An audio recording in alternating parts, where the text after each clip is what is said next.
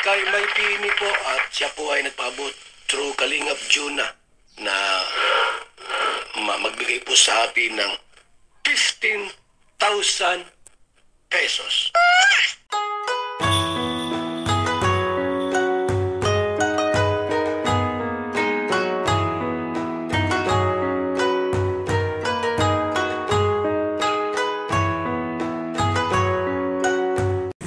Hello, magandang hapon sa inyong lahat mga kalingap. Nandito tayo ngayon sa Iloilo at kukunin natin yung padala ni Miss Generosity para sa pabahay ni Kuya Val.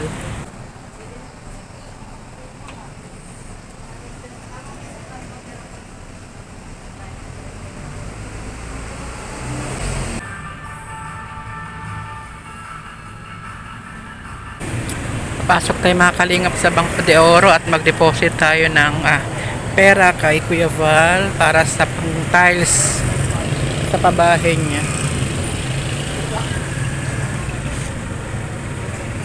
Thank you kay Team Mighty Amy sa pag-sponsor mo.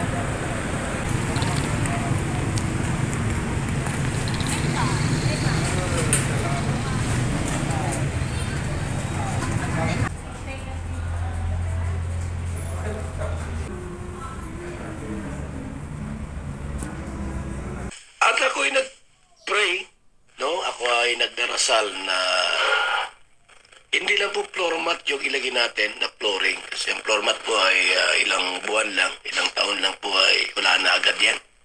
Na pag napunit ang floor mat, madali siyang masira. Madali siyang masira.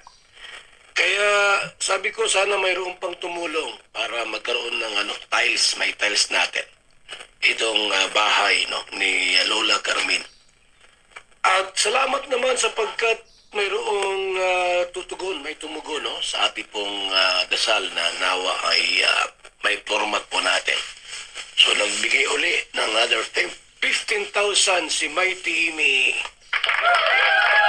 Salamat kay Mighty Amy po at siya po ay nagpaabot through Kalingap Juna na magbigay po sa atin ng 15,000 pesos. Ayan, salamat at may tiles natin yung munting bahay po ni Lola Carmen. Mga kaibigan ng Kalingap. Dito tayo mga kalingap, pauwi na tayo ng Suba.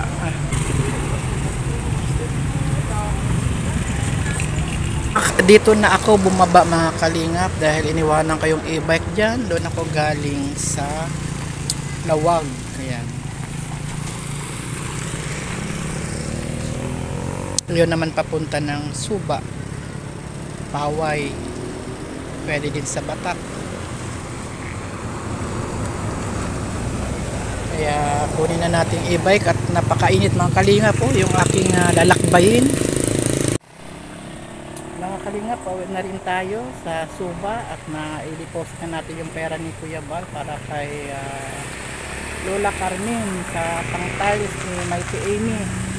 Salamat sa lahat kay Team Mighty Amy sa dagdag mo na pang pabahay ni Lola Carmen. Thank you so much.